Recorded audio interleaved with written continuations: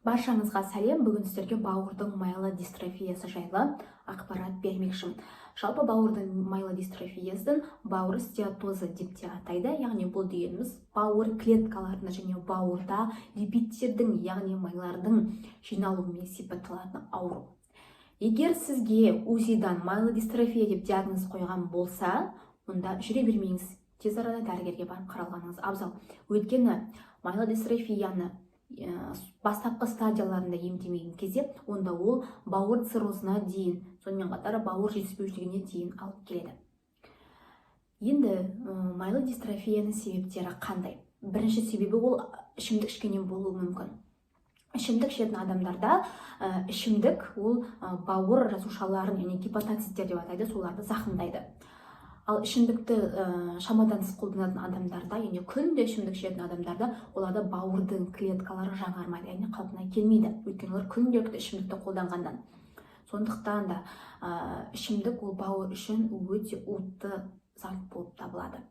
Бұл бірінші ішімдік ішетін адамдарда дамитын бауырдың майлы дистрофиясы. Екінші, ішімдік ішпейтін адамдар дамитын, ол екіншілік майлы дистрофия болып табылады. Яғни ол дегеніміз семіздігі бар адамдарда, дислипидемиясы, яғни холестерин, ЛПНП, триглицеридтердің жоғарылауы бар адамдарда, сонымен қатар қанты диабеті бар адамдарда, сонымен қатар метаболизмі осы бұзылған адамдарда майлы дистрофия дамиды. Жалпы майлы дистрофия қалай симптом береді? Жалпы бауыр 60-70% бұзылмай жатып ешқандай симптом бермейді. Сондықтан да жылына кем дегенде бір рет жалпы қан анализін, зәр анализін, биохимиялық анализде міндетті түрде бауырдың ферменттерін, АЛТ, АСТ-ні, билирубинді, глюкозаны тексеріп тұрыңыздар. Сонымен қатар холестерин, ЛПНП, триглицеридтерді міндетті түрде тексеріп тұрыңыздар.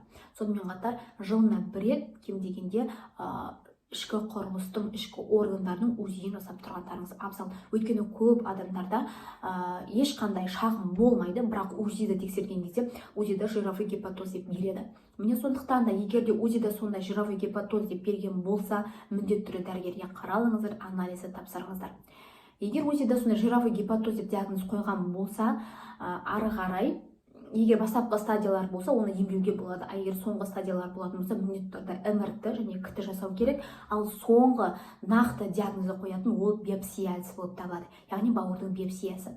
Ол дегеніміз бауырдан кішкене ғана тінді алып, оны гистологиялық зерттеуге жібереді. Яғни бұл жерде бауырдың қаншалықты зақымдалғанын көруге болады. Одан кейін бауыр жировой гепатоздың еміне кірісеміз. Яғни емінде оны туындатқан себепке байланысты емдейміз. Мысалы, егер де ішімдік ішкеннен пайда болған болса, міндетті түрде ішімдік ішкенді тоқтату қажет. Ал екіншілік себептерден болатын болса, мысалы, семіздіктен, немесе дислипидемиядан, немесе сахарлы диабеттен пайда болған болса, сол негізгі аурумен қоса екінші жировой гепатозды бірге емдейміз. Ең біріншіден бұл жерде ұсынылатын диета болып табылады. Яғни диетада белогы көп, ал көмір сумен майы аз өнімдерді қолданамыз.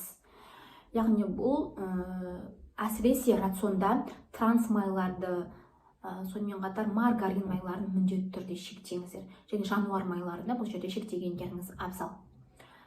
Және белоктың мөлшерін мейлінше көп қолданыңыздар. Балықты рационда көп қолданыңыздар.